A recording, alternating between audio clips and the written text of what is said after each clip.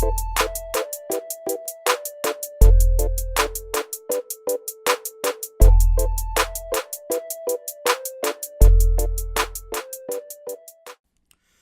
good? Yeah? Alright, let's go. The Grapple Daily Show. Thank you to everyone that supports us and follows us on Instagram, that checks out our website, and has been watching our videos on YouTube and IGTV. We appreciate the support, guys. Seriously, with all our heart, we appreciate everything that you guys do. From every comment, every like, it means a lot. I mean, when we started this, we're just pretty much a bunch of nobodies from Canada, right? That just, we do jiu-jitsu, like we do grappling as a hobby, and we wanted to start this to really see if it's possible to make it viable, to have a business involving grappling, involving, the sport that we love, whether it be judo, jiu-jitsu, wrestling, sambo, whatever you're into, right? So I have a business background. I own a small business, an insurance agency, and I have started several small e-commerce businesses in the past. And my partner, Glenn, who is one of my training partners as well, he's a graphic designer. So we went together and tried to start this whole thing. So thanks for all the support. If you still want to support us, one way that you can do so, guys, is through Digitsu. The link is in the description below. It's an online source of quality martial arts instructionals, stuff that'll improve your grappling. Instructionals from Matt Darcy, Eddie Cummings, Abraham Marte, Gianni Grippo, really, really good high-level, practitioners that have awesome instructionals on Digitsu, okay? Stop spending your money on dumb stuff. Use grappledaily 10 for 10% off, okay? So if you want to support us, the link is in the description below. If you use that link, we get a small commission that helps support everything that we do. And thank you guys for everything, really.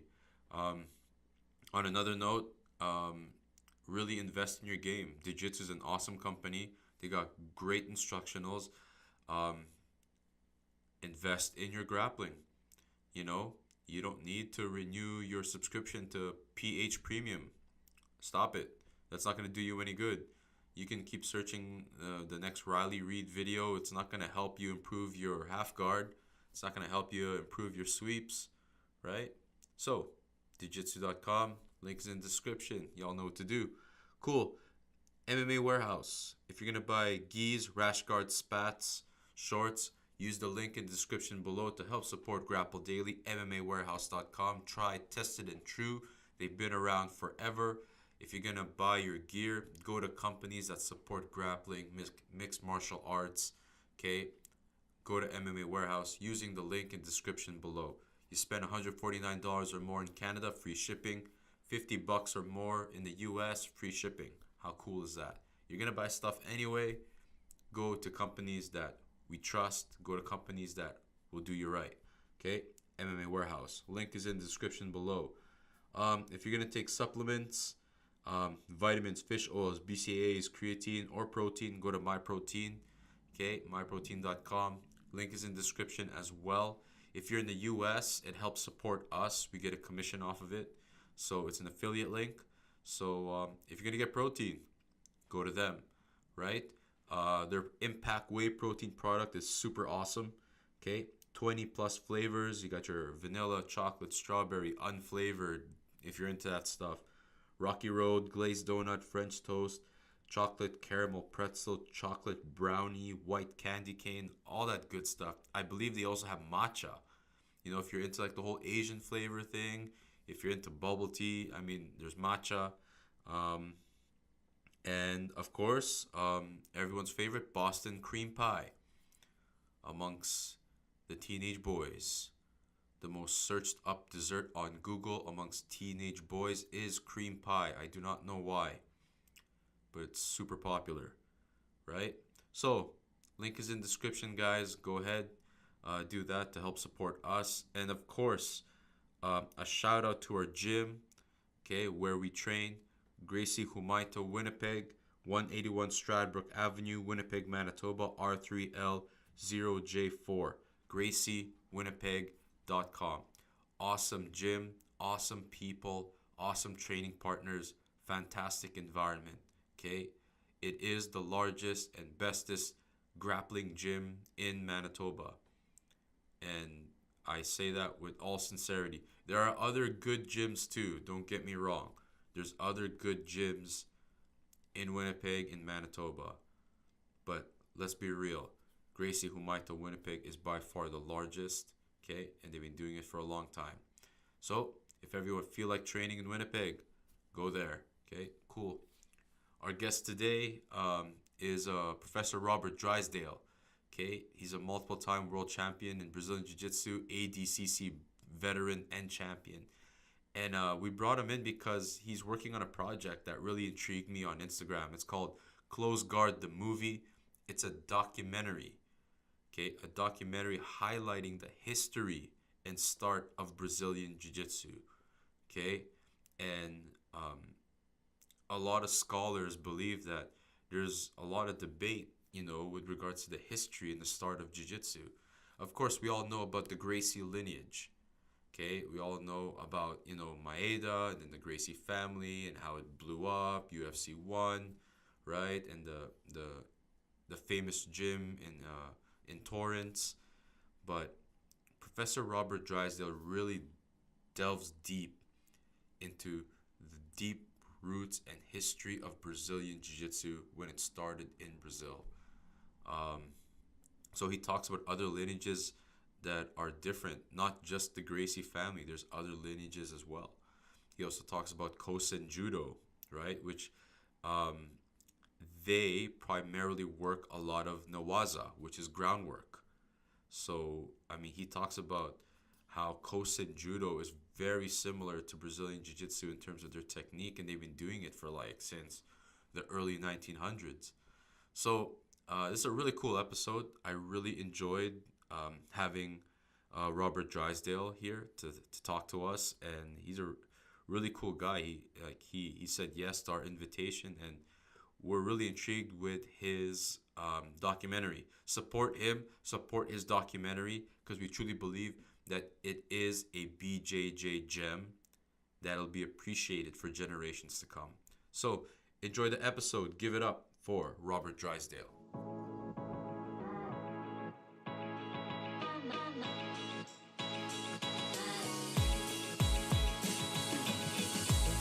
Welcome to the Grapple Daily Show. Here's your host, Jebo.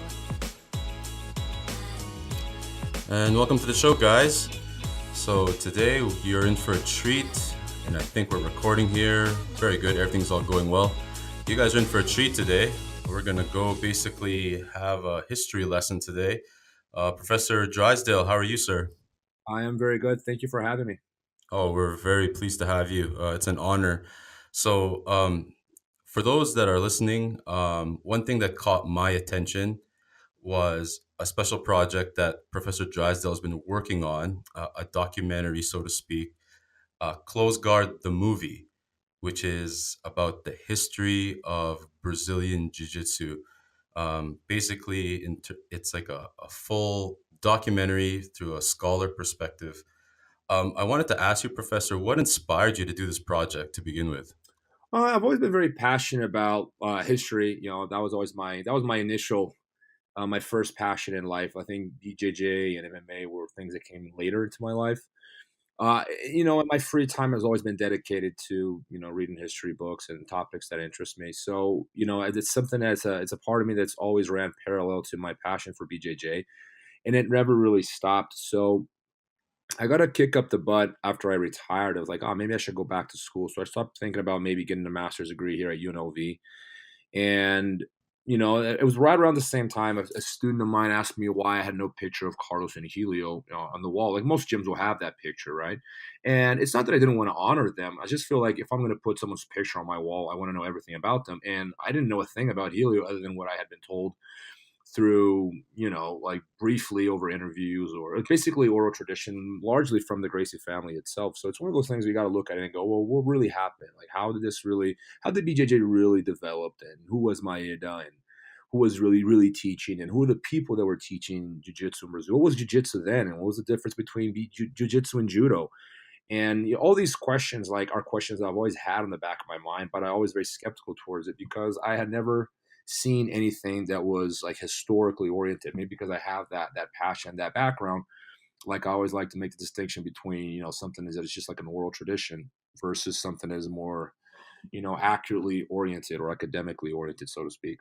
And I remember bumping into a book called Shocky by Roberto Pedreira a few years ago. And I loved it. I just going through the book. I was like, wow, this is really a really good read, sounds like. But I was from a friend, so I didn't read the book until my student asked that question, and I thought I'd buy myself a copy on Amazon. It's available on Amazon. It's a very good book. It's very dense, very detailed, not only development of BJJ, but also of, I'd say, Vale Tudo / MMA, and even a little bit of capoeira, boxing, greco-roman. You get a history of martial arts in Brazil in general. It's in depth. It's something very serious, very very well written, very good work. And it inspired me in that I thought that more people should know that story because I found that the actual events were far richer than what we had been told. I feel that the history of BJJ has a lot more to offer than what is currently available out there. And so I decided that, maybe why don't I put a documentary together? So I reached out to Pedreira. I reached out to some, researchers / historians in Brazil, and I started putting the pieces together. And I started I had a basic idea of how I wanted to tell the story, and the facts that I thought were very interesting regarding the development of jiu-jitsu in Brazil and as a jiu-jitsu aficionado. So we started putting this together, and this has been going on for the idea is about almost 2 years old, and our project is about 8 months old now, and the plan is to be done by the end of the year. And I think that people will be happy with what they see. It's going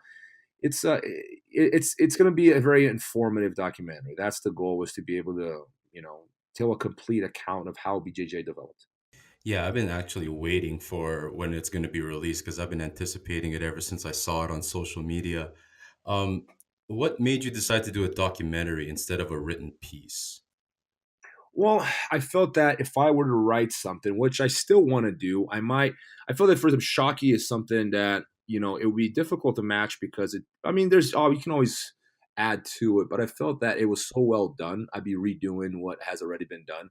Although I'm still considering writing something in the future instead of like 3 big 1,000-page volumes, maybe a 300-page book, more palatable to the public. I think it's not, it's very dense. So we're talking 3,000 pages here. Not everyone is willing. I'm serious. Like, I'm not even exaggerating. So it's a very dense volume, or 3 volumes for that matter.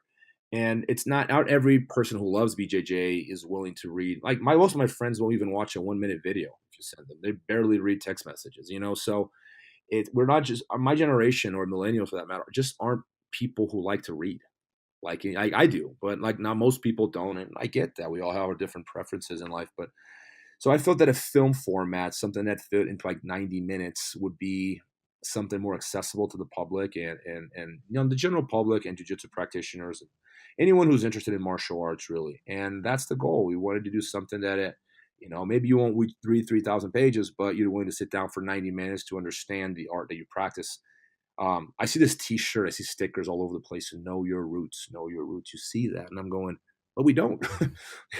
We talk about it like everyone's suggesting that we should know our roots. Yeah, that's great, but like, in case of BJJ, the truth of the matter is the BJJ audience does not know its roots. They really don't. Right? And people who have read Shocky got a really good understanding of it, but very few people have read that book.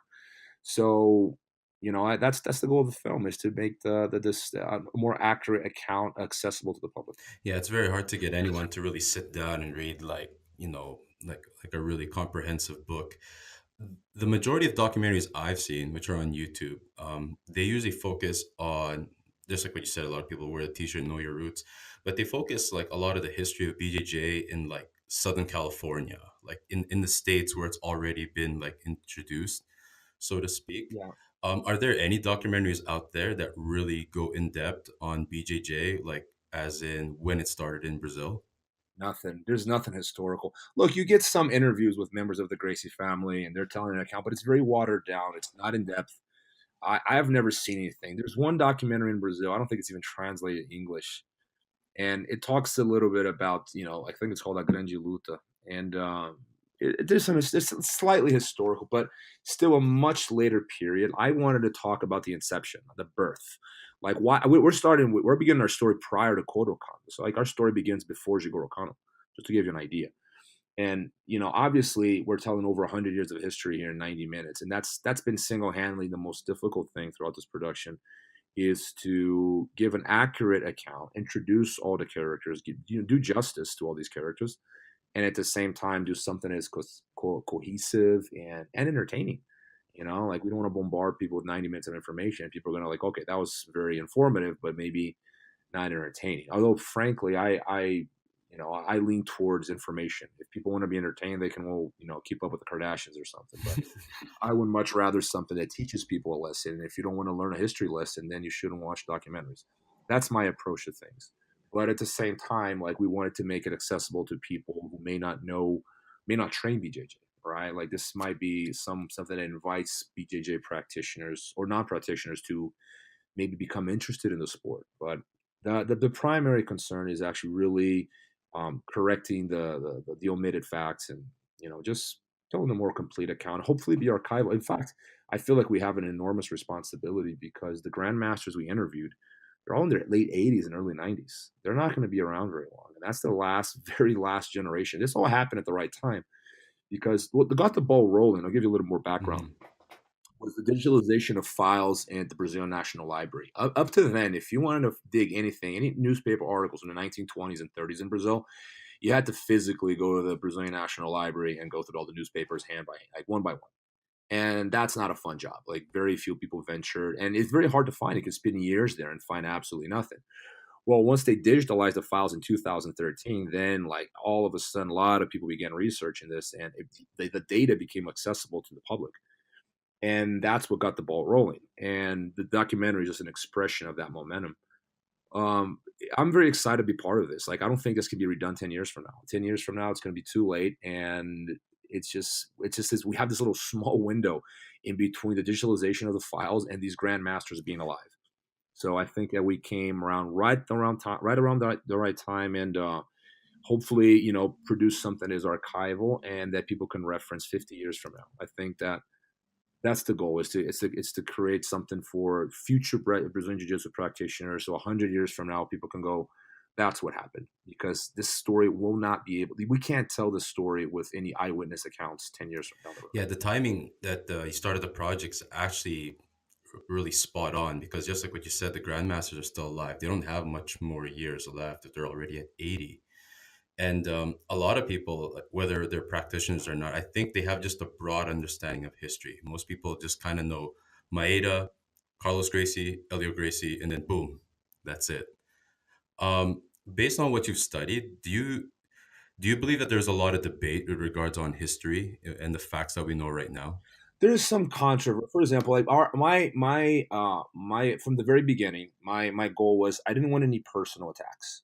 This is not, I don't have a dog in this fight. I'm not fighting for this lineage or that lineage. I'm not trying to attack or defend that person. I like the truth. I think the truth is good enough. And that's always been my goal.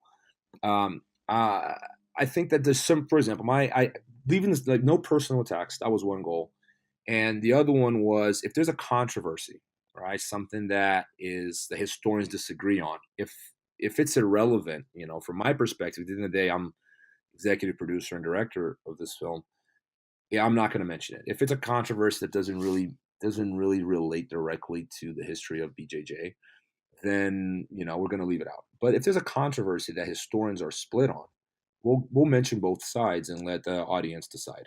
I'll try to be as unbiased as possible. There are things that are somewhere like historians are split, and then there are other things that are non-controversial amongst historians. Like historians don't debate this, but they will be highly controversial to the public. So when you hear this and other people that be made less familiar with the history of BJJ, they're going to hear, that's outlandish. But amongst historians, it's common sense. It's like, no, that's exactly what happened.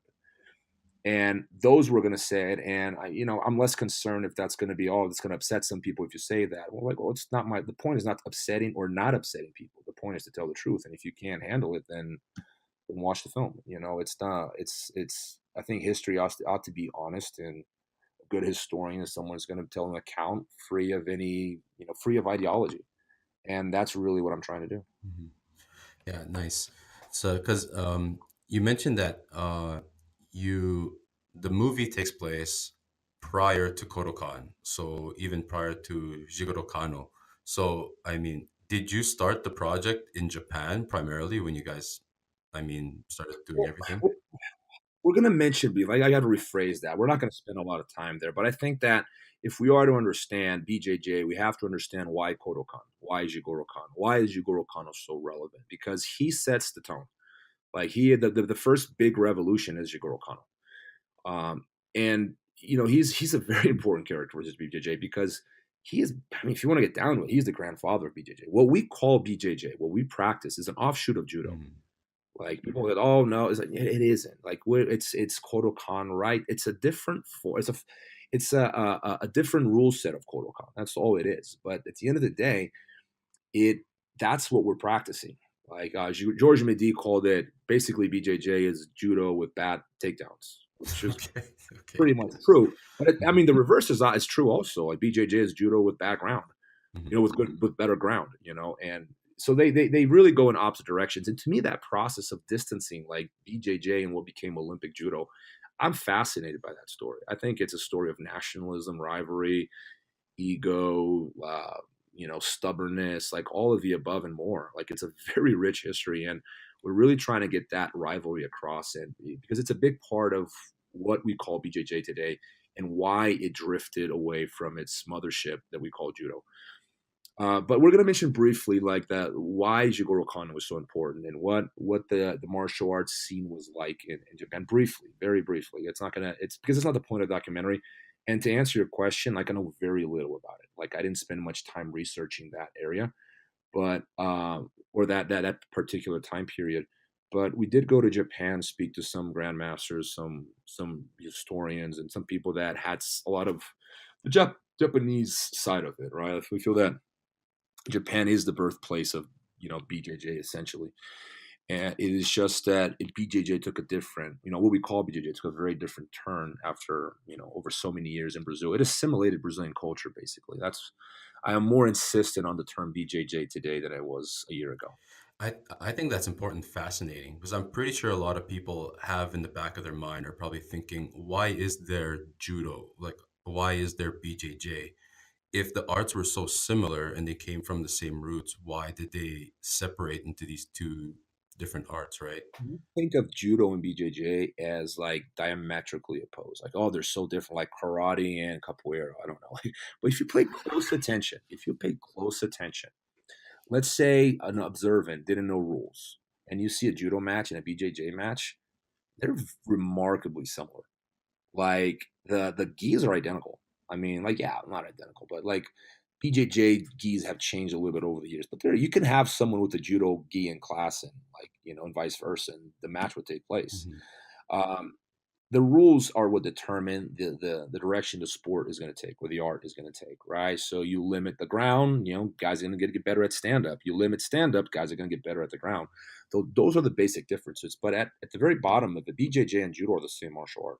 They're different sports, but they're the same martial art. And I to me that's interesting. I think that, and this is single handedly the biggest contribution of the Gracie family, in my opinion. Some people may disagree. Um, was resisting judo in Brazil. Judo is growing around the world rapidly, and it's a very fashionable sport too. That's the cool sport of the time. Like today, we look at MMA or BJJ as the trendy martial arts, but in the 1940s, 50s, 60s, it was judo, right? That was a cool martial art, and it was taking the world by storm. Like it was. I mean, remember, it became an Olympic sport eventually. So now you have government support as well on top of this popularity. So BJJ almost dies. Like it was never really. It almost does. It's almost not born. Let me rephrase that. You know, uh, because of the rapid spread of judo around in Brazil. And what's interesting is that Brazil has probably the biggest migration of Japanese in the world. Anyone else in the world? Like I don't know if you've ever been to Brazil, but there's a lot of Japanese in Brazil. So that reinforces the influence from Kodokan's judo. But there was this little seed that didn't die. Like it might have died everywhere else. Maybe there would have been Argentinian jiu-jitsu, and under different circumstances, but there never was.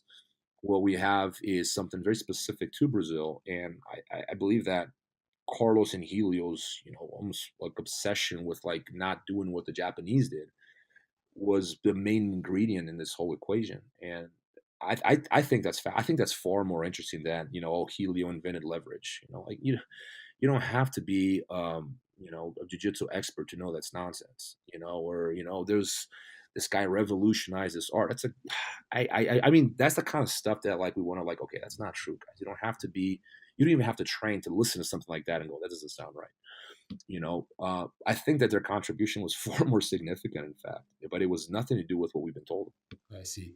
Yeah, because I heard from there was an instructor of mine, and he said he had this statement that the Japanese invented jujitsu, but he mentioned the Brazilians made it better. Like, is there any merit to that statement? Like, Here's another misconception. Brazilians never revolutionized the ground. This is my opinion. Some people might disagree. When the real revolution BJJ begins? When IBJJF is founded. CBJJ, IBJJF in 94. That's when the real revolution began, in my opinion. Up to then, if you pay close attention, you can watch videos. And if you look at what people are showing and what they're doing, there's absolutely nothing sophisticated about it. And if you look at what judokas were doing, particularly Kosen Judo, and we're going to touch on that a little bit. I don't know of any link between Kosen Judo and BJJ, but they're remarkably similar. Well, Kosen Judo, like they resisted, Olympic judo to some extent, and they drifted away from official rules, and they became very ground oriented. So when you watch these guys roll, they're remarkably similar to what we do, to BJJ practitioners. But what's interesting about Kosen Judo is that they were doing what we consider to be modern and new school in the 1920s, 30s, 40s. Like they go way back. Maybe not even Kosen Judo. So a lot of these techniques prior to Kosen Judo schools. But like I got pictures of footlocks from 50-50 in 1904. Oh, wow. These guys do De La Riva sweeps, X guard sweeps, X pass. I've seen a berimbolo. Like I'm guessing 1940s, 50s here. So to say that Brazilians revolutionized the ground is, I mean, look, the wheel was invented in multiple places. The wheel wasn't just only invented in the Fertile Crescent. The Aztecs knew the wheel as well. So my point is, you can have I'll give you another one. No one ever taught me the Dars. I learned it myself. I thought I had invented it until someone else no, this guy was doing it before you. Like, okay, that's great, fine. But like these things are normal. You have two people rolling around all the time. Eventually, human anatomy is the same across the board. You're going to reach the same conclusions. And I think that when it comes to more sophisticated ground fighting, I think Brazilians were way behind the Japanese for a long time. It was only in the mid-90s that Brazilians really took off. And I say this as a coach, as a practitioner, not only as a historian, but don't take my word for it if you don't believe me. Watch what people were teaching in Brazil in the 1980s, early 90s, what kind of techniques were being practiced, and contrast those techniques with Kosen Judo. And you tell me. And people get mad. Some people get upset at these things, but like I don't see how you can say otherwise. Like, and I'm not saying quality. Maybe the Brazilians would have beaten the Japanese in a grappling match, but I'm talking about sophistication of technique.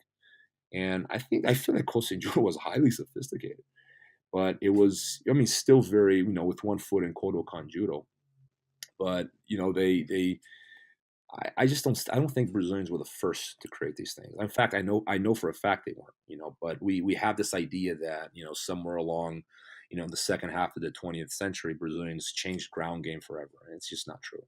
I mean, they did it later, but like Japanese did. So Kosen Judo,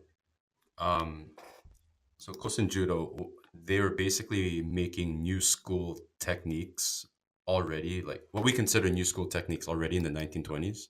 Well, it depends. Like I'm sure there's an evolution. I'll give you an example. So I couldn't get a hold of this footage, right? I tried, but there was a seminar in the early 90s in São Paulo that Marcelo Bering was teaching a seminar. And all right, guys, I'm going to show you guys this new technique we're doing in Rio. He's teaching a seminar in São Paulo. This new technique we're doing in Rio, this technique is called the triangle. Okay. Early 90s, right?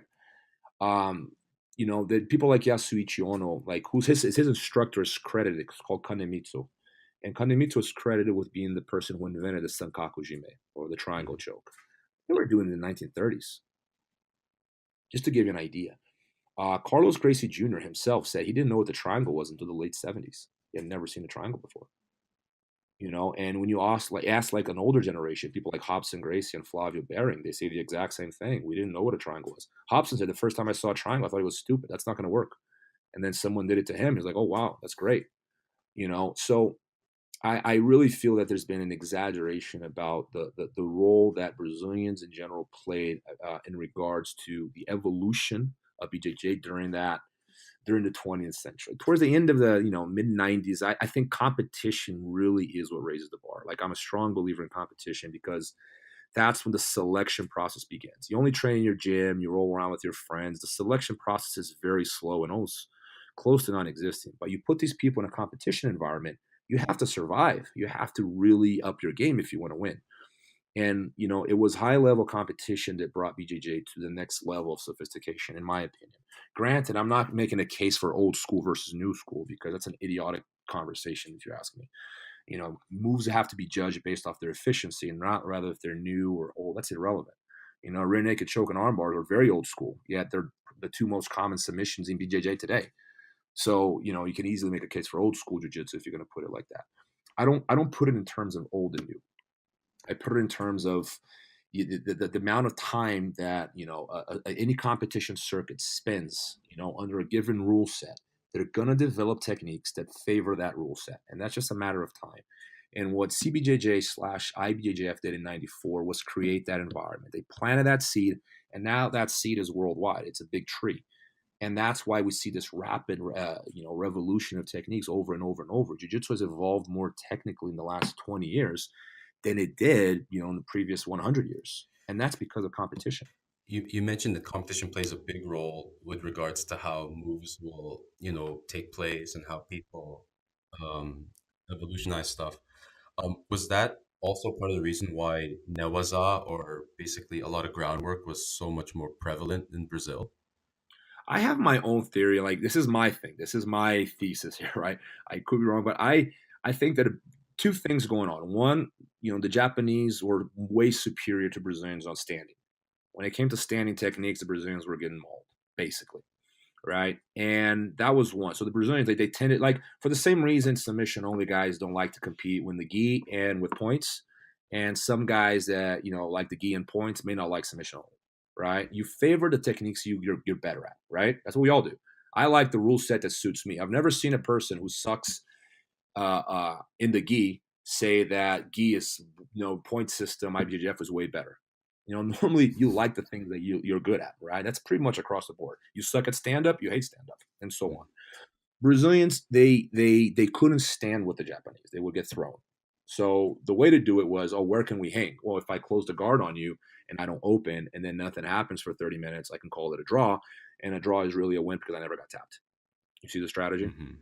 So it was a tactic. On one hand, it was a tactic to be able to hang with the Japanese, whereas in normal traditional judo rules, you get killed. So that's one thing. The other one is this is my thesis is infrastructure in Brazil. If you go to Brazil, and if any of you guys listening ever been to Brazil, you'll notice that most gyms, with very rare exceptions, and this is in the 21st century only, all mats are small. They're very small. They're very tiny. I remember my school in Brazil, and I ran a school in Brazil for 8 years. We're talking, how big? We could fit maybe like 8 people rolling, like 4 pairs. And I had a class of 30 people. So how do you do that? How do you deal with that? So you have 8 people rolling and you have like 20 some people sitting down waiting. What do? You start standing? Well, if you start standing, now you can't have 8 people rolling. You can only have 4. Mm. So now you have to wait a whole hour before you can roll. You see the problem? So this culture of starting on your knees developed because of space. Now, BJJ was never government funded. Martial arts are not hyper valued in Brazil, so you can't charge a lot. No one's going to pay for it. So as a result, pretty much everyone who's teaching jiu-jitsu in Brazil is broke. So you can't rent a big warehouse. So you end up teaching in your garage. You end up teaching, in some room in the house. You end up teaching in some small little tiny gym.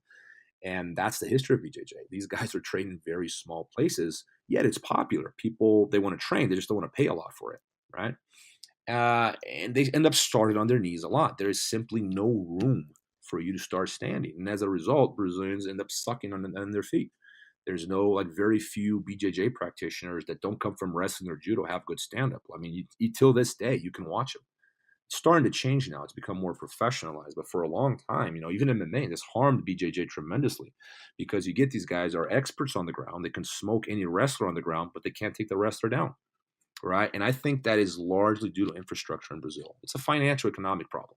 You know, Brazil's a poor country. It doesn't have the means to have big warehouses. You know, if you go to a college, you know, any college in the U.S., and you go to the mat, the wrestling mat area, it's huge. I mean, you go to a judo gym in Brazil, you go to Kyoto and Tokyo University, and the mats are huge. You can fit 100 people there, you know, and I think that's a big difference. Well, that's fascinating. I actually never thought of it that way. That, that's pretty crazy. Okay. Yeah, no, I think we don't realize how much economics and how much little things like, you know, infrastructure can actually influence technique, because we don't just like, oh, you just show up and you train and everything else is the same. But like, no, there's a lot more going on. There are cultural factors going on. I'll give you another one, a little off topic. You want to hear why Brazilians are still the most dominant grapplers on the planet? One of the main reasons, no one talks about this, but I'll tell you why. Because I grew up in Brazil and I was one of them. One of the main reasons, you know, 8 out of the top 10 grapplers in the world are still Brazilian today, is because if you're in Brazil and you're 27, 28, and you still live with your parents, that is completely acceptable. No one is going to look down on you. Your girlfriend's not going to think less of you. Your friends won't think less of you.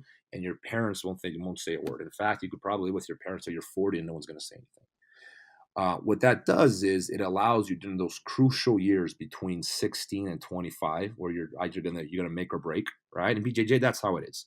You're gonna make a break between those 10 years, between 16 and 26, more or less.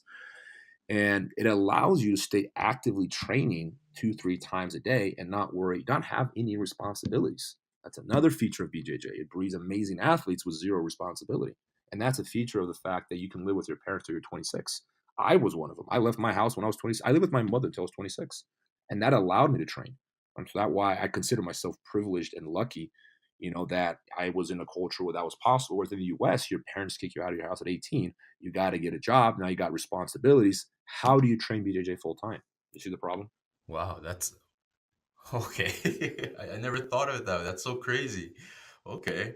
So, like, these guys stay at home for most of their life and they can basically train as much as they want and don't have to worry about paying rent. No, pretty much. That's standard. That's not unusual. No one's going to make fun of you. It's a cultural. It's a cultural. I'll give you another one. A lot of times when you do move out of the house, you move across the street. That's not unusual either.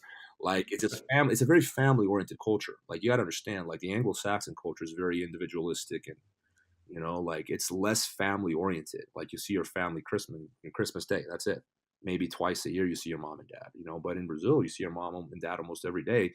And if you move far away, people think it's crazy. Like, why are you moving to a different country? Are you nuts? And that's changing. You know, that Brazil is becoming more and more like the United States and North America. But I remember growing up, like, pretty much all my friends that were like in their mid-20s were living with their parents, except the ones that were married, which were few of them. But most of them were living with their parents. Wow, that's crazy. I didn't know like infrastructure and culture and like family dynamics played such a big role as to why. BJJ is half Japanese, half Brazilian. And I'm not just talking about technique here. I'm talking about cultural features of BJJ that we take for granted, and we think that's how BJJ is. But they're just straight out of Brazilian culture that have nothing to do with jiu-jitsu. Acai, fist bump, showing up late, all that stuff. There's none of that is Japanese. That's all Brazilian. That's Brazil right down. Like, that's the definition of Brazil. Acai, fist bump, and show up late. And I love Brazil. Don't get me wrong. I'm not criticizing. I'm like, most Brazilians will agree with me on this. Like, that's how it is down there. Like, do it later. I do it now. And, you know, it's a very relaxed, chilled culture. In contrast with Japan, which to me makes this film even more exciting, because, man, could there be a greater cultural shock in between Brazilians and Japanese? I have never seen one. That, like, the Japanese are polar opposite, man. Like, they're so different. Yet, you know, this odd mix created BJJ, and that, to me, that's fascinating. That's really fascinating. Like, so the laid back, happy-go-lucky type of mentality or culture, do you think that played a big role into how BJJ evolved? Because, I mean, if you're more happy-go-lucky and go with the flow, do you think that type of characteristic would like basically translate towards your game pretty much? Absolutely. I'll give you a feature of Brazilian culture that played a role in jiu-jitsu's technical evolution. Brazilian creativity. Brazilians are highly creative people. They're very good at improvising. They're not planners. In case you haven't hung out with Brazilians, they're not planners for the most part. I hate making cultural judgments, because all, you know, generalizations are ignorant. But, like, there's some constants in, especially in this, like, in my generation at least. You know, it's like, I'll do it later type thing. Like, no one's really planning anything. They kind of wing it a lot, right? There's no curriculum. There's no, when I moved to the US and people asked me what my curriculum was, I had no idea what they were talking about. Like, to me, they were speaking like a different language. Like, what curriculum? What are you talking about? I just wanted to teach class. Like, what's your curriculum? And I'm like, I've never heard of a curriculum in Brazil. Someone had to show me a karate curriculum so I understood what they were talking about. Like, I didn't understand it because the concept doesn't even exist in Brazil. So, but Brazilians, like if you're a blue belt and you come up with you do a move differently. Let's say your instructor shows you a De La Riva sweep, and you do it slightly different because you adapt to your preferences and to your anatomy. People aren't going to judge you in Brazil over it. Like, I feel like a lot of times in other more rigid cultures, you go like, no, they're gonna like, that's not how you do it. You do it how I told you to do it. I tell you how to learn and what to learn, right? In Brazil, it's more like it's so relaxed. It's like, yeah, man, do whatever you want.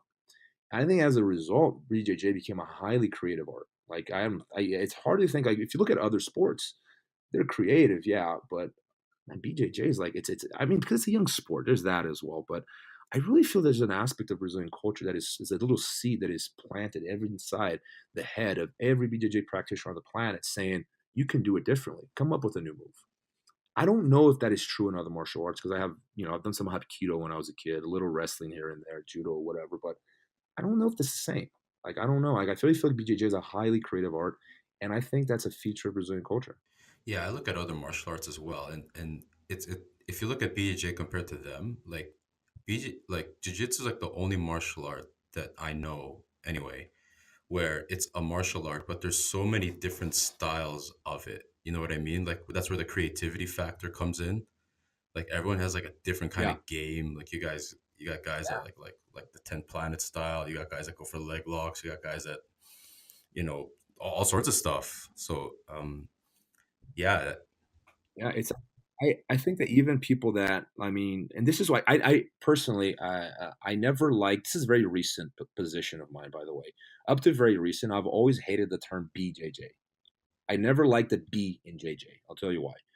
I don't think nationalism belongs in jiu-jitsu, in sports for that matter. Like, I think that, like, is this whole, you raise a flag after you win. I don't like that stuff. I don't think it doesn't belong in a sport. I love the fact that BJJ is fought amongst teams. I think it's the best of what globalization has to offer. We fight amongst teams. We're not, you happen to be born in this country, you're supposed to be enemies with that guy. No, I choose to be on this team because I identify with this team's mhm. culture. You see the difference? I love that about BJJ. But I never liked the B in BJJ, I'll tell you, because I felt that's like, this is just like, why are we, no one called it Brazilian Jiu Jitsu in Brazil. Like, no one goes to China and asks for Chinese food. It's food, and I never liked it. I always felt it was kind of like, petty. Like, why do we have to mention it's Brazilian? Why can't we just call it Jiu Jitsu?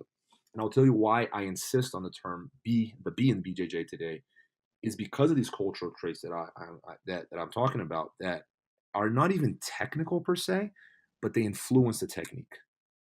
I think there's a lot of Brazilian culture inside BJJ gyms in from Canada to Turkey to Japan, and I was just there. I saw Brazilian culture inside Japan, inside their gyms. That was straight out from Brazil. I was like, this is not Japanese. This is straight out of Brazil.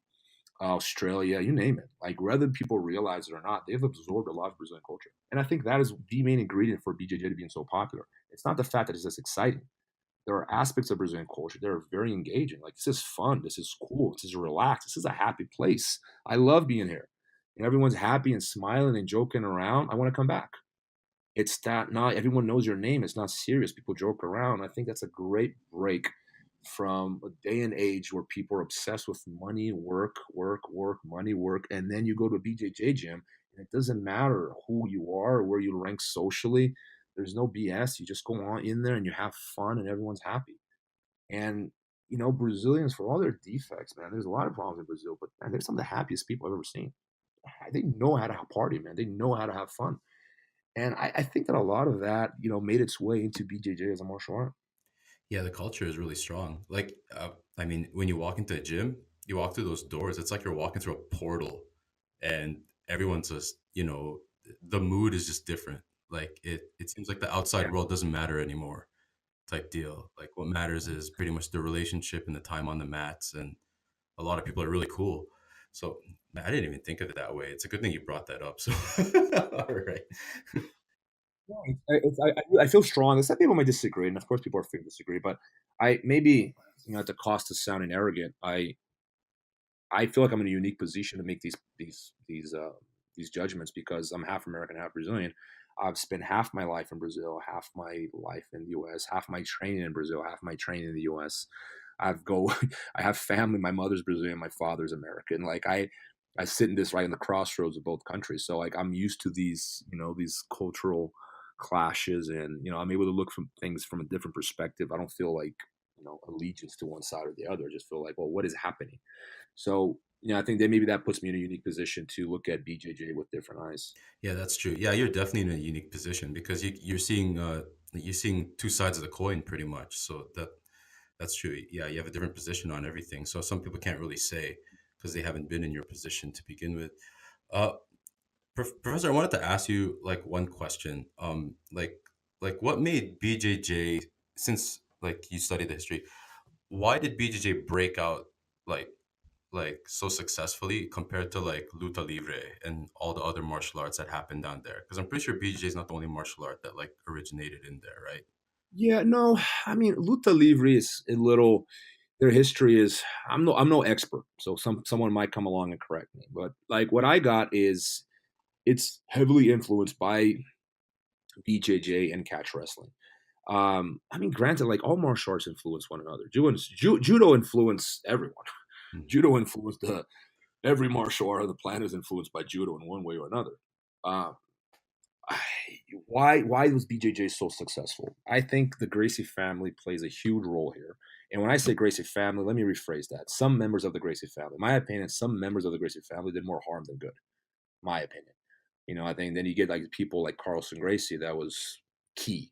You get the whole Gracies that were like, okay, that guy's a central piece of the puzzle. And one of the things that I hate the most about this whole documentary situation is that we're not going to have time to talk about Carlson and Holtz because I really wanted to talk about them, but man, we can't fit everyone in the story. So we're going to stick that first half of the 20th century. But there's I think that luta livre and like maybe some other capoeira. I mean, capoeira did it later on. Like they really took off in the 90s, worldwide. But they were lacking that cohesion, like organization, and I think there was something about the Gracie family that they had this ambition, this sense of belonging, like we are going to do this. That not everyone has. Plus, they had a lot of kids. Like, think about it. How do you create a legacy with no children? It's the primary difference between George Gracie and Carlos Gracie. The reason no one's heard of George Gracie is because not because he wasn't good. He was probably the best one in the family, but he had like one kid here, one kid there. He didn't stick to a rigid diet. Kind of did whatever he wanted. He fought a lot all over the place. Left lineages all over the place, but he wasn't really like someone with the ambition to create something. Whereas Carlos and Helio, whether they realize it or not, they were creating a legacy. They were creating a dynasty of fighters. They were. I'm not sure to this day if they were aware of what they're doing or not.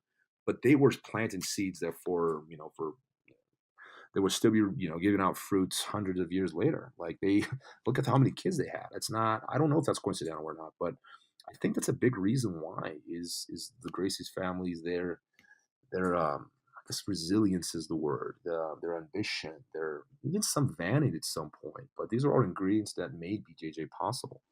So it's I mean the more you learn about this history, the more fascinating it is to me.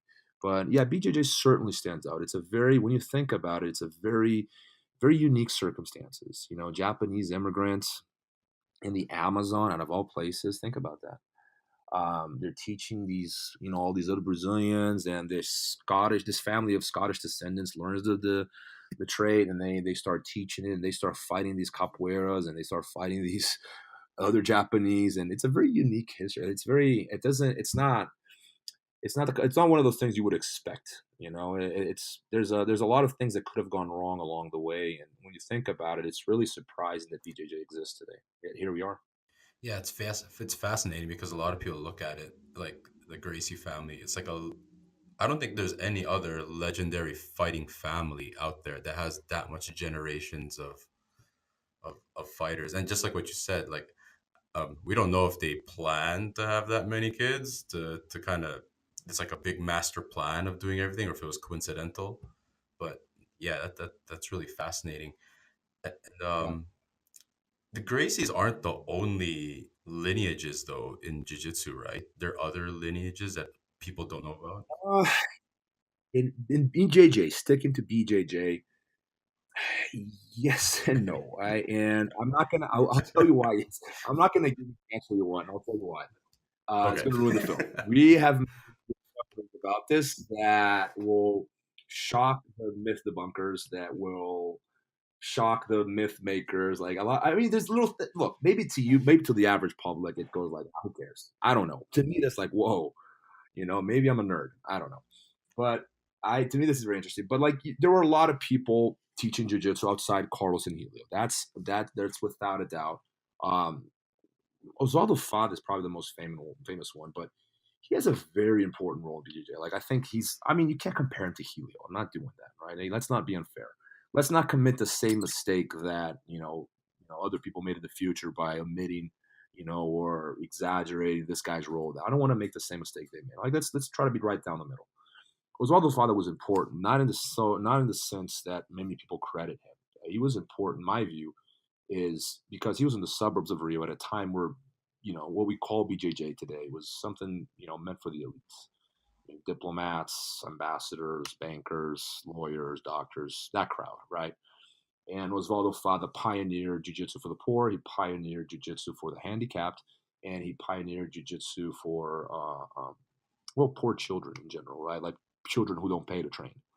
And it's a very beautiful history. If you look at it, like, it's, to me, that's far more important than lineages. Personally, I think there's a social side of it. If you pay close attention to the best BJJ practitioners in Brazil, in Brazil, in the world today, the Brazilian ones at least, they come from what we call in Brazil projetos, which means translated to projects.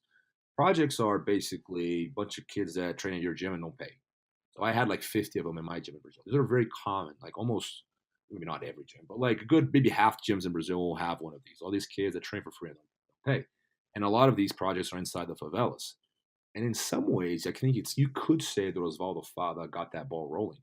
So when you think about it, like, he started a trend that he like, what, let's have these poor kids train and let's see what happens. Let's help these kids out. But jiu-jitsu has a social side to it. It's very beneficial.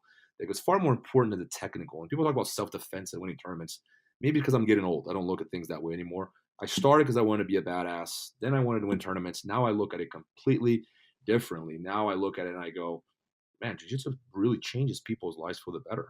And I think Osvaldo Fada, whether he realized it or not, he made people's lives better in the suburbs of Rio de Janeiro, and he set a template that was going to be followed by, millions of Brazilians later.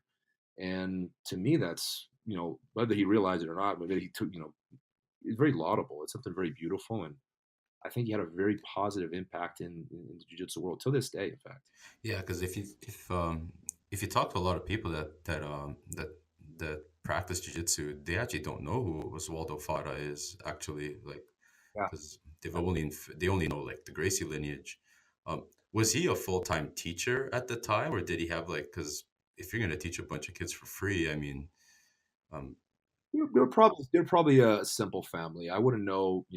My suspicion is that, yeah, he was. I actually don't know. I can probably find that. I don't know if he had other jobs. He might have, but it's. I mean, what's funny is, like, the gym where he taught in is still there. It's the same place. They have the same location. Been there for, like, what, I don't know, 70 years. I don't know. Like, it's the same. Believe it or not, it's the same location. Building's been on fire, but it's still standing. Uh, he there's a his thing is his problem is the problem begins with his teacher, Luis França, right? Luis França has been credited with being a student of Maeda. And this is something that shocks a lot of people that, they feel they know the jiu-jitsu history. They go like, oh, no, no, Luis França was a student of Maeda. It wasn't just Carlos Gracie, right? And then I go, no, no, it wasn't. Like, we don't know that. And I'm like, well, yeah, he was. Well, no, that's not controversial amongst historians. So that's the one thing we're going to talk about, that it's not controversial. Historians don't debate this. There's never been any evidence linking Maeda to Luis França. Now, there might be. Maybe we're going to find. Actually, we have a historian in Brazil right now looking for this. But right now, and this is unanimous, there's nothing that links Luis França to Maeda. Absolutely nothing. Like, it's possible that Luis França was a student of Takeo Yano, who had a relationship with Maeda. So maybe he considered himself a Maeda student through Takeo Yano. That could be. But physical evidence, I've never seen anything, and I don't know anyone who has. So it's a problematic lineage because of that. But to me, that's less important. To me, that's a curiosity. What's really important is what Osvaldo Fada did for jiu-jitsu, and still doing. Like, many of his students still follow that model. We have one student of Osvaldo Father. He has 600 children. Yeah, so 600 some children training, for free, and he's been doing this for decades. So that guy has had a bigger impact in BJJ, in my opinion, than anyone else who's winning a world championship or, you're gonna follow on Instagram. No one knows who he is, Mhm. but that guy has significantly altered the world. Whether it's just not something you can quantify, like you can quantify world titles, for example. But I look at a guy like that and I go, that's a BJJ hero right there. I mean, that's another thing about the BJJ community today. We're applauding the wrong people. Like we're applauding everything's upside down, man. We're applauding vanity and narcissism. We ought to be applauding the people who are actually changing the world. People like, I'll say his name, Joe Hizenji. He was a black belt under, he's a red belt under Osvaldo Father. And there are many like him. It's just one of many, many people doing really important work in BJJ. They're just not known. When you went out there in Brazil to interview these people, do they still teach children for free till this day? Oh, yeah, just the one I just Yeah. mentioned. Yeah, he's the one. He's like 80 something years old. He still has one of these projetos and like hundreds of children. Wow. See, that's something to applaud. That's something that needs to be highlighted, especially in your film. This is not unusual. This is not unusual. This is like pretty common. If you go to Brazil, if you go to favelas, that's pretty normal. That's where Tererê came from. And Tererê was my coach for a while. That's where these guys are coming from.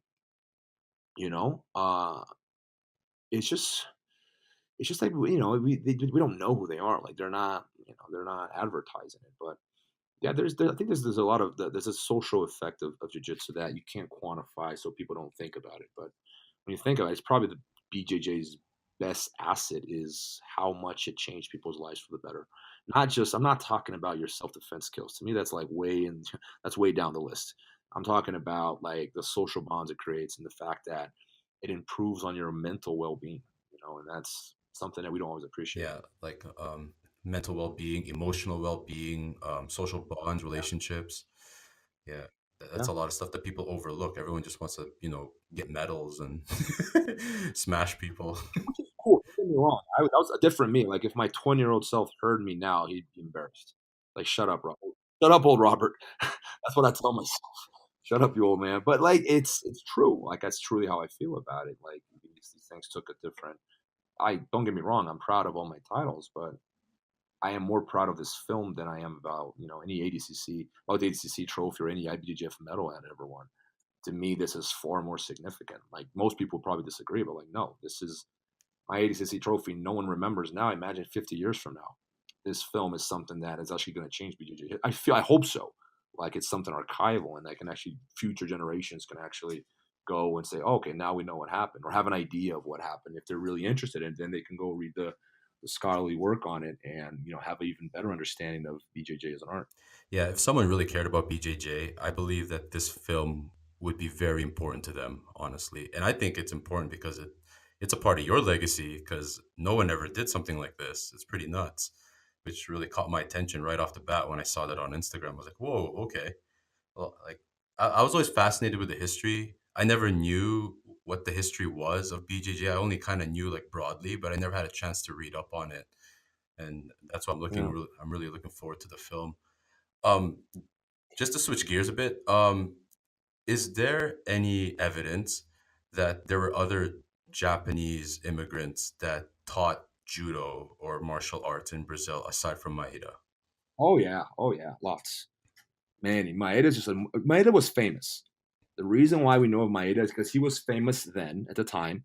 Carlos used that fame as to help himself as well, and Maeda he became famous through Carlos Gracie because at the time Maeda was like he was probably the most famous Japanese in Brazil, but was he a pioneer? By all means, no. There were many people teaching before, and in fact, this is another thing we're going to talk about. There were Brazilians teaching jiu-jitsu in Brazil prior to Maeda getting there. We have Brazilians teaching jiu-jitsu in Brazil in 1913. Maeda got there in 1914. Whoa, Just to give you an idea. whoa. Yeah. So this story is like and we actually have some like two others that we found recently, where we were looking on primary sources we found for one. We're still looking on the second one. This is one reason why the production is a little late, Hmm. because we're finding new stuff. We just found a student of Luis França who's alive. How cool is Oh, that? We just found he's like in his mid 90s and he's still like sharp as it gets. And when we found him, he's like, would you talk to us? He's like, yeah, I want to talk to you guys. And like, how cool is that? We found a student of Luis Franz that was alive, trained with the man. So every time we think, okay, now we have a final script, like something else happens, and like, oh, it's getting even better. So like, we kind of have to, tweak things to, fit like a new little element to the story. And that's all good because I think it's enriching the film. But now it's almost like, oh, we got a lot to tell in 90 minutes. And is that possible? So that's the problem. Is it's a good problem to have because it's a rich, it's a rich story, but it's nonetheless a problem. Yeah. You probably have like hours and hours and hours of footage on interviews. Like Oh, dude, in Brazil alone, we had like, I can't remember what it was. Like, I don't remember, it was like 20 or 40,000 gig. I think it was 20,000 gigabytes or you something. serious? Between B-roll and interviews, yeah. Because some of the interviews went off like 5 hours. It's like some of these, because you got to understand, like, for example, if you interview Marcos Buchecha, they're lucky if you get 10 words out of him because he's so over interviews probably. Mm-hmm. Like he's giving, interviews every day and he's, he talk for, I mean, I don't know. Maybe I'm wrong, but like these guys are used to being interviewed. They're probably less excited. These grandmasters, people haven't spoken to them either ever, or they haven't been interviewed in 20 years, but they wanted to tell their story. So it's like one little simple question would warrant like them talking for 5 minutes. At some point we had to stop them. It's like, well, we can't even use that soundbite. It's so long, but like they wanted to talk, right? Like they made, like some of them went through like effort to like actually drive to us to make sure that they gave their version of events. And I thought that was beautiful. With the historians, it was the same because these guys are jiu-jitsu practitioners, but they're not known. So they've been studying, some of these people have been studying this for 15 years. And it was the first time they had the opportunity to actually talk about their research. So they were excited. So we got long-winded answers. Some of the interviews went on for 5 hours. And obviously we're going to use like 1% of that. But at the same time, I feel like I have this archive of BJJ or this library that, maybe I'll make it available, down the road and people can watch the whole interview. Like they don't have to watch the edited version. I think it's a BJJ treasure. Even if people don't appreciate it, I feel at least it's a treasure. That's pure gold. Like I bet you, like these individuals are itching to tell their story. It's just inside. They're just waiting for someone to just come and they can just let it all out, pretty much. And Yeah, you probably have enough footage to like probably make even more films. And we could. But this is something that I've grappled with. Should we make it? But the problem is, there's the interest thing. Like for archival purposes, yeah, maybe we'd be better off making a longer like 4 hours of footage instead of like 90 minutes. But then there's the entertainment aspect. And at the end of the day, this is not my money. I have an investor and I have to pay him back. So I have to worry about sales. Like this has to sell. So I'm not one to ask favors of the BJJ community, but I do ask you guys to please help support the film. Don't copy it. Don't pirate it. I'm pretty much losing money on this project. I need to pay my investor back. So do BJJ and me a favor and, just support it, spread the news, spread the word. And, but I would like to make something long, but it's not realistic from a film perspective. And how many people want to watch a 4-hour documentary? Think about it. So, but that comes to my question. Why didn't you think of making it into a series instead of just one film? One thing is money. Documentaries are expensive productions. Like they're not cheap. You can research how much a documentary film costs. A good quality one, they're very expensive. There's that. And then, how do you sell a series? Like, can you sell a series? It's not impossible. It can be done, but it's one thing to buy one DVD or like a one episode thing, but as soon as it's like 3, 4, 5, I think it dilutes the sales.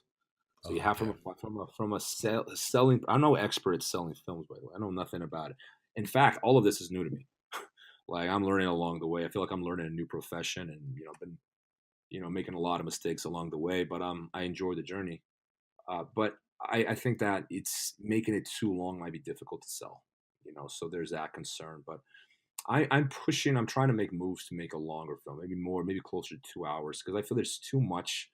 I get so hard. Someone told me this when I first started this documentary. Someone said the hardest thing any filmmaker will ever have to do is like decide what's going to make it to the final cut and what won't. Because I think every film director, anyone who does a film, like they're gonna have amazing scenes and amazing sound bites and amazing footage. It's like, oh, how can we leave that out? But you have to. Like you have to just like no one's ever gonna see this. Such a beautiful scene, and no one's ever gonna see it. And I know what that means now because there's so many beautiful things that I want on there, but they're not realistically. It doesn't fit. Like it's too. It would make it too dense, and we do have to find a balance between a historical accurate account, but something entertaining for someone who may not know who Maeda is. Is the problem. Mm. There are people that are going to watch this film. They just heard of Maeda or they've never heard of Maeda. So, like, how do we do that? And that is a very difficult thing to do, and we struggle with that. But we're finding a balance, and then that's kind of where my that's the most amount of work right there is actually brainstorming and finding out what is a fine balance between making a film because like not the truth that we live in we're a part of a generation that we don't care for entertainment. Like look at our films we watch. Look at the Avengers, man. Like I watch that stuff and I go, they're all the same to me. Like I can't tell the difference anymore. Like there's not I remember like good films to me were like Apocalypse Now Yeah. and Godfather. Now it's like explosion, superhero flies, saves a princess. It's like maybe it's always been like that. I don't know. But I don't see any depth to Hollywood. Like I watch Hollywood films, and I can't. I don't even watch film movies anymore, to be honest. Like I'm watching that stuff, and I'm going like, this is so bad, man. Like I saw the last Star Wars, and I was so disappointed. I was like, oh man, what is this?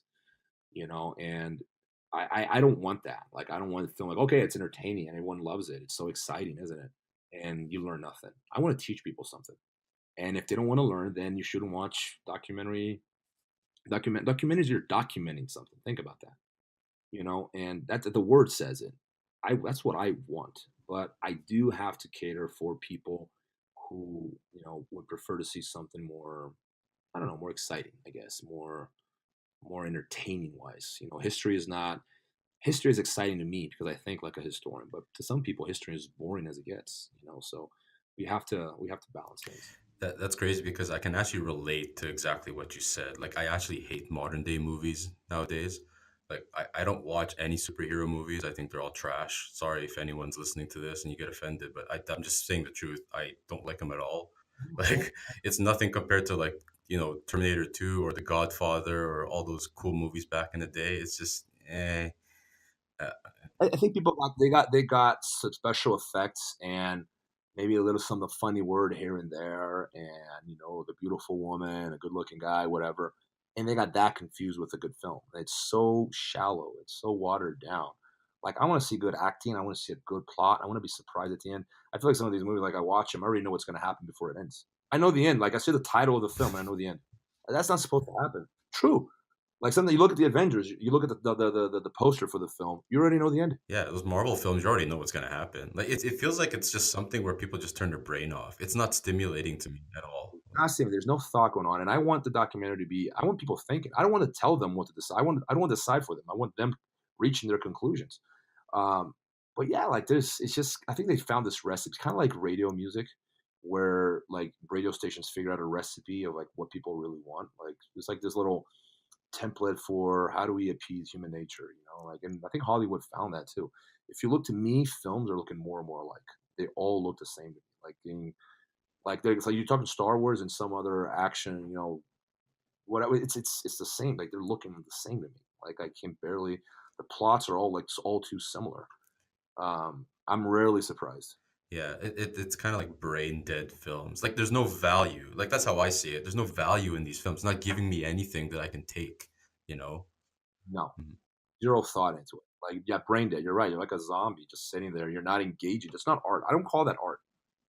Art is something when you engage with something. You are making me think. You are challenging me. You are proving me wrong. You are making me rethink all my misconceptions. Like all my preconceived notions are being flipped on its head because you're making me think. That's what I want. Whereas I feel like yeah, movies like what Hollywood productions. I look at that and I go, I don't know. I mean, maybe it's an expression of the 21st century, man. Like I don't. I watch what other people watch, and I'm just going like, who cares what the Kardashians are doing? Like, who cares? For the life of me, people. There are a lot of interesting people in the world. Who cares about Kim Kardashian? But people do care. Go figure. Yeah, that's pretty. It kind of, You know? the future looks sad. I'm getting old, man. I sound like my grandpa. I know I do. My grandpa used to like say really similar stuff. I am aging prematurely, but I don't feel I'm wrong. Like I really don't. So the main thing for the film would be DVD sales. Like, is there any other? That's being talked about right now. That's I got like plan A, B, C, and D type thing, and it's it can be a problem, but I got the way I'm going to do. I think that plan A, B, and C and D will be successful. Mhm. I think that there's an easier route, and then there's a route that's going to be more work, and then there's the one that's even more work, and that's what we're dealing with right now. But the options are on the table. So I think ultimately this film is something the BJJ community will hear about, and even if you hate history, you probably want to watch a 90-minute film. Maybe not 3,000 pages, but a 90-minute film is something you can commit to. Yeah, it's like a normal movie pretty much. If it's like a 90-minute film. So, Exactly. when is the release date? You think you guys have a target yet, or there's still so much stuff I, going on? it's been pushed a couple times in my head. We don't have an official release date. We never had, but I wanted it before the end of the year, and there is a chance that it goes beyond that, and I'm okay with that. I'm more worried about the quality than I am about because we have no competition. A lot of times, like films, they want to come out because there's this other big film coming out in 2 weeks, and if we don't get our launch now, we're gonna miss out on sales, right? I don't have that concern because I'm not competing against anyone. There's nothing else out there. So I can release this film 5 years from now. I just don't want to keep people waiting. And frankly, I want to Mhm. see it too. But it's something that like I'm not in a hurry. I'm more worried about doing it right. I see. Yeah, that's cool. There's no competition. I wanted to ask you, how long did you travel filming this film? Because I saw pictures of you. You're like all over the place, and I don't know. It was insane. Brazil, I look, don't get me wrong, like my camera crew went crazy. Like they wanted to murder me. But we were working like there were days that were 19 hours long. I'm not exaggerating. Like there were days we didn't brush our teeth. There was no time to shower. It was because we were driving around between traffic, setting up equipment, stuff going wrong. Nothing goes according to plan. Nothing. Especially, it's the first time you're doing something. So, our days we got, but at the same time we got, I think it was like 20,000 gigabytes of footage in like 2 weeks. That's think about it. I mean, you think of it, that's a lot of footage in 2 weeks. And it was a sprint. It was nonstop, but I'd do it all over again. Like there was no moment there where I felt, oh, this sucks. I regret doing this. If I do the math in this documentary, I'm losing money hands down. I make way more money doing other things. This documentary is costing me so much of my time and energy. It's not funny. It's causing me a lot of personal problems, in fact, because I feel like I'm doing something that I am passionate about. It makes me happy to accomplish something I love. Mhm. B, I'm learning a new skill, which to me is exciting. And C, I feel like I'm giving something back to jujitsu. Like I really feel that I'm doing the BJJ as an art, a service, and me and the team, not just me. And that's really that makes me proud. It makes me happy. And yeah, I'm excited about it. So it's worth it. It's a sacrifice, but it's worth it. Yeah, plus I think it's something that goes to show towards like your commitment and your legacy. Because I don't think anyone's done a film like this, and I think it does the BJJ community a lot of good to actually know this history, and the fact that you're the one to step up and do it is pretty cool. So yeah, that's. I want to ask you, like, do you study other martial arts in terms of history as well, like how like judo went to Russia and like the whole origin of sambo? Did you get into that during your studies? I'm sure some of the historians that I consult with, like they would know more. I know probably less. I don't know, maybe less than you, man. I think BJJ was. I wouldn't call myself a martial arts historian. I Mhm. would call myself a BJJ enthusiast who likes BJJ history. And yeah, but I think that the Japanese period prior to Kodokan is interesting to me, and I'm learning a little bit more about it. I'm actually reading a book about it right now. What else? I think Kodokan. I mean, the story of Kodokan, Vale Tudo slash MMA, Luta Livre, BJJ, they're largely in Shoki, even Capoeira to some degree. So, like, I'm a little more familiar with those histories, Mhm. but it's not something I would ever like. Oh, I'm just gonna be. It was originally gonna be my thesis in at UNLV, but I don't think it's very popular. I mean, I think the department looks at that and goes, "What?" Like, no, I don't know. No one's officially said that, but I get that vibe. Like no one cares. Like, why do you care? And then I go, this is super important. I think in my head, that's super important. What are you guys talking about? But I'll probably do my thesis on something else. I don't think it will be. I think this film might be the extent of my involvement in the history of martial arts. Most definitely. So, I wanted to ask, how do you manage your time between running your academy and doing this film? I'm like, it must be pretty hectic. Like, Oh man, you don't know a quarter of it. Like, it's crazy. I'm enrolled at UNLV as a graduate student. I teach a class every day at Drysdale Jiu Jitsu. I don't run the gym by myself. I have a manager who helps me. I don't teach all classes. I have other instructors, but I run Team Zenith. That's full time job. Like, running a team is a full time job. Um, I have some other other projects I'm involved in that I'd rather not talk about, but like good stuff. Like they're all demanding. But long story short, I communicate easily with 50 people a day, easily. Like, not even exact, like easily. Probably, I don't know, average of 200 text messages a day, maybe wow. more. Um, yeah, I'm on the phone a lot. My days are 12 to 15 hours long. I'm a single Mhm. father. I got kids. It's crazy, man. The insane thing is you get used to it and then you miss it. Like, if I take a day off, I don't have days off. Like, I work Saturday, Sundays. It's completely normal to me. Either be on the road or But like, my priority is my children. That's hands down the most important thing to me, is spending time with my kids, and I do that. I consider myself to be a good parent. We taking them out to, taking them to the pool, taking them to the park, play with them. I gave them their first jiu-jitsu private the other day. They loved it. Like, I'm going to do it again because I liked it even more than them. It was so much fun watching them. They're actually really good learners. So that's the kind of stuff that makes me happy too. But it's time consuming. So I spread myself thin, but I like it because I used to be one of those millennials, or whatever we call my generation, that I guess I'm not a millennial. But I used to be one of those, I want to retire at 30. Okay, I'll retire at 35, and I'm just going to buy a villa in Italy and chill and drink wine and get fat. And now I look at that and it sounds like death. Like, I enjoy working. Like, it's just a slow death. That's what it is. You are slowly dying and you're just watching the world happen. And I find that what makes me happy in life is engaging with the world, is making the world, watching, not just watching it happen, is being actively participant in the world. And that involves getting involved in projects and working. And that's what makes me happy. I don't like to sit still. If I have a day off is nice, don't get me wrong. If I have 2 days off, I start getting anxious. 3 days off, I start getting really angry and like, I got to get out of here. Like, I got to give me something to do. And I was never like this, until like recently. I got this bug for work, like, oh, I got to do everything. And maybe it has to do with me retiring. I haven't figured that out myself, but I feel that maybe after my retirement as a fighter, like, all that energy and drive I had for BJJ and MMA, it was just kind of like it got directed somewhere else. And the drive is the same. It's the exact same. I feel the same way I felt when I started training BJJ. The exact same way. I remember well the feeling. And I was 16 and I was hungry for something. I found BJJ. Boom, that's it.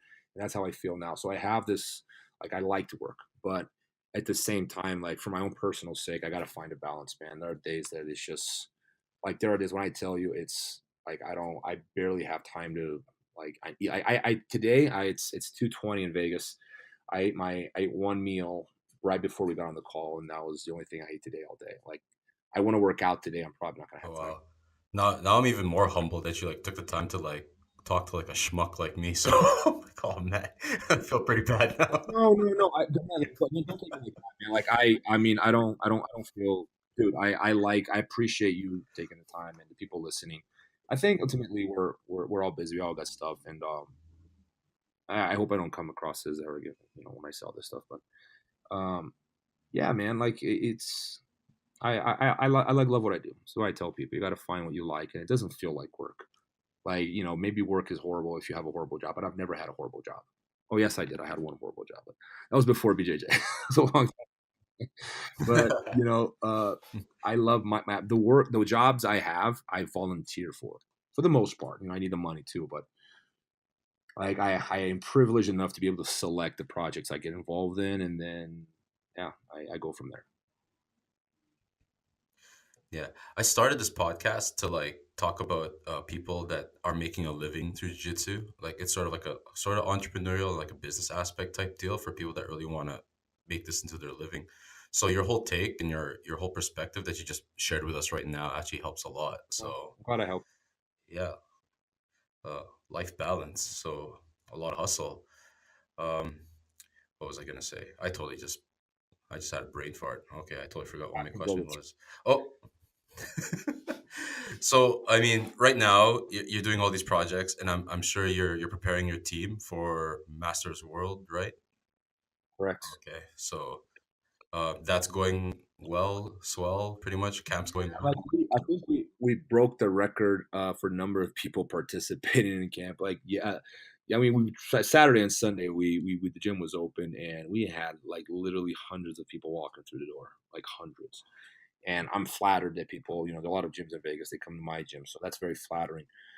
We had a lot of world champions. I think we had like 20 some black belts on the mats the other day. 20 some black belts. Yeah. So high levels high. I got a lot of new upcoming students. I feel this generation of students I'm training is the best one yet. I am very proud of the fact that I I like my students are almost exclusively organic. Like they're not people. I'm not fishing in other gyms. Like that's a very common thing.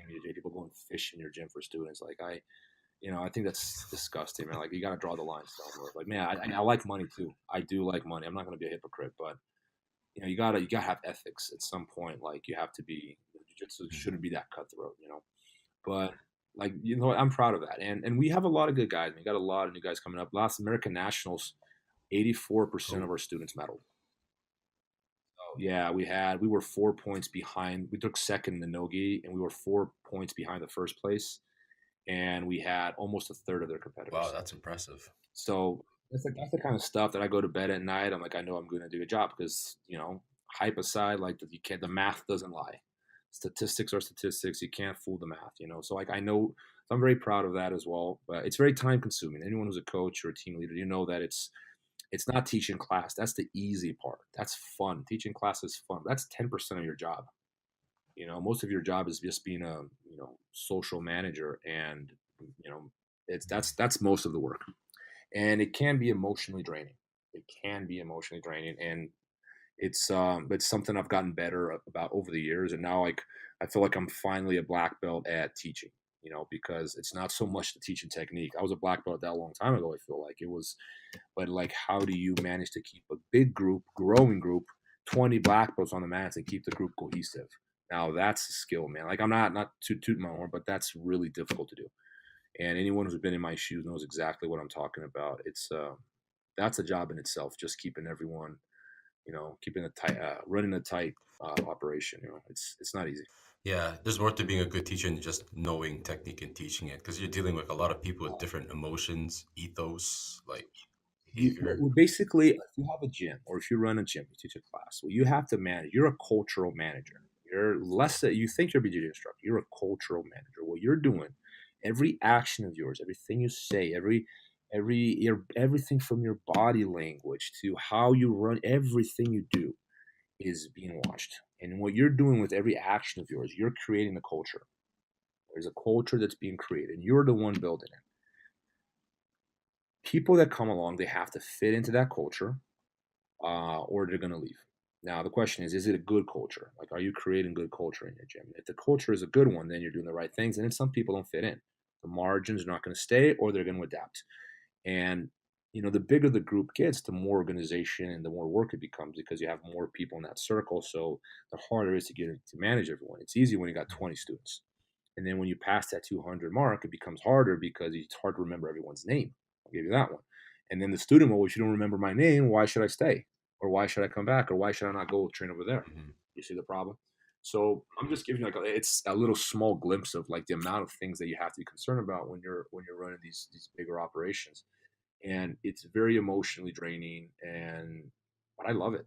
Believe it or not, man, I like it. Like I feel that it's part of life. It's just yeah, good days and bad days, and that's it, man. There's nothing. That's the end right there. Is actually get the work done. It's not so much aspiring to retire or if I get that medal, I'll be happy. It's like no, man. The best part is actually training hard to get the medal. That the best part is the training, and people completely miss on that. I speak for myself here. Like my best memories are from training Mhm. to get the medal, not being on the podium. Pretty much the process. So If someone was thinking of starting their own gym, starting their own business in BJJ, like academy or whatever, what advice can you give to them if they're going to be starting out? Since I mean, you've been doing this for a really long time, and I see you know the ins and outs. I would say from early on, establish what you want. Who are you? Look at the successful teams or the successful coaches, wherever they are, and you say, I want to be like that guy, but not that guy. For example, there are people that I try to emulate inside and outside jiu-jitsu. And there are people whose behavior I think is like hideous. Like, no, I never want to be like that person. And you have to figure out what you want to create. And then, like I said, every action, every thought, every little thing you say, everything you do has to be aimed at that direction. Knowing what you want and what kind of culture do you want to create. Oh, it was just like my first gym. I didn't like my second gym, but I love my first gym. Okay, what did your first gym do that made it so appealing to you? And then you're gonna find what those things are. Write them down, and then you replicate that culture. And it's gonna be it's a process because sometimes you say you want A, but you really deep down there want B. Well, you have to be honest with yourself and figure out exactly what you want, and then you have to work to create that culture. I see, I see. So they should have like a good self-awareness of what they want before they actually even like execute, pretty much. I think so. And, I was perhaps more idealistic when I was younger in the sense where I felt that, you know, people were going to appreciate your efforts if you only did all the work and, people, you can beat people with kindness and little things like that. The years taught me to get tougher. Like I had to get tougher and you get more respect that way. It's a very competitive crowd and you have to show your teeth sometimes and get competitive. I'll give you one example. I've always been very apolitical when it comes to jiu-jitsu. I've always had what I call an open door policy, and I still am that way. I don't believe that I've had the power or I should have the authority to tell where my students should and shouldn't go. But at some point, you have to draw the line, and I never knew this line existed or had to be drawn, but I had to draw the line a while ago. I literally had someone like handing out T-shirts inside my gym from a different gym, like. Okay.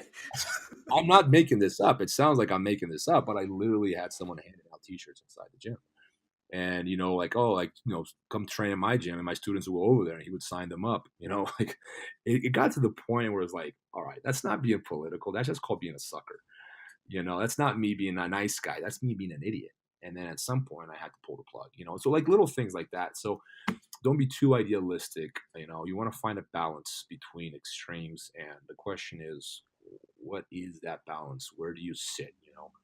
But you have to know what you want and be honest with yourself. Sometimes what you think you want is not what you really want. And so maybe you're not meant for jiu-jitsu. A lot of people think they're meant for this, but they're not there. It's you have to be cut from a certain cloth, man. It's not easy. It's very stressful. And if you're the kind of person that doesn't like to talk to people all the time, you shouldn't do this. I just like to teach. Then stick to seminars. Mhm. You once a week, you can do that once a week. But if you don't like to talk to people, answer phone calls and reply to text messages, then if you're the kind of person that takes 2 days to reply to a text message, then you probably shouldn't open it. Uh, mhm. Yeah, because I see like the big struggle is like when people don't want to be social or like build a relationship with their students, and then they get mad when people start poaching. Yeah, And the thing is, the more you show, the more you the more friends you become, like the more is expected. There's a problem with that too, because now all of a sudden, like, the guy calls you in the afternoon and you don't answer, he's mad, like, bro, you're not my bread, you're not my buddy, you changed. Like, no, I'm working, like I can't pick up the phone now. But it's kind of like having, how you have a girlfriend that like wants to spend time with you, and if you text you don't reply in 2 minutes, she gets angry. yeah. Everyone's had that girlfriend, right? Imagine having 200 of those. Hmm. You see the problem? The same people who complain you spend too much time on your phone complain you don't reply fast enough. Think about that. Same person. It's like, well, I can do one or the other. I can't do both. But I've literally had the same person complain about like two diametrically opposed things. Like, you're on your phone too much, you don't reply fast enough. Same person. So it's like at some point you got to draw the line how much you want to give. And I suffer from that because I do give a lot. That's why, I'm busy. I'm on my phone all day. But it's because you know, I like people. I like spending time with people, but as a result, sometimes it's like, oh, it's just crazy. Like I need some space for myself. And then what I do is I lock myself in the bathroom and I play a battle of Clash of Clans. and that's my happy place right there. I just lock myself in the bathroom like a crackhead, and I play a battle, and like it's a 3-minute battle, and okay, we charge the batteries, move on. Oh man. Okay. Oh, a world of knowledge from you, Professor Drysdale. So we got to wrap this up soon. Again, I appreciate all this. I know you're a busy guy, and I thank you for the opportunity to talk to you. When I first messaged you, I didn't know if you were gonna reply or or anything. So uh, that was a big surprise. You were able to do this. How can we better support you and everything? How can we? I asked this of everyone because the film is not about me. I'm not going to be in it.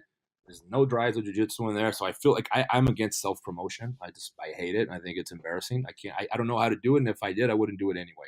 Mhm. But I have no problems promoting the film. So please support it.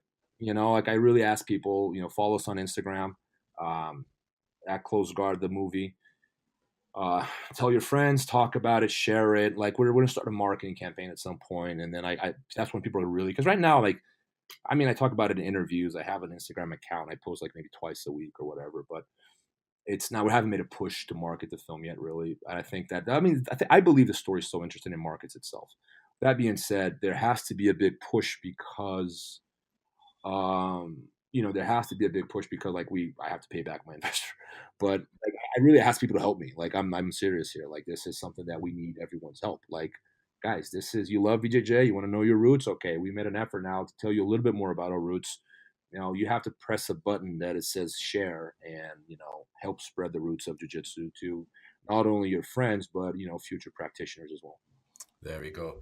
There you have it, folks. Support the film, Close Guard the movie. If you care about BJJ, you got to care about the film. Support Professor Drysdale, support the film, and it's good for everyone. If you really care about it, it'll help everything as a whole. So again, thank you, Professor Drysdale, for this. Appreciate you being on the show. It's an honor, truly.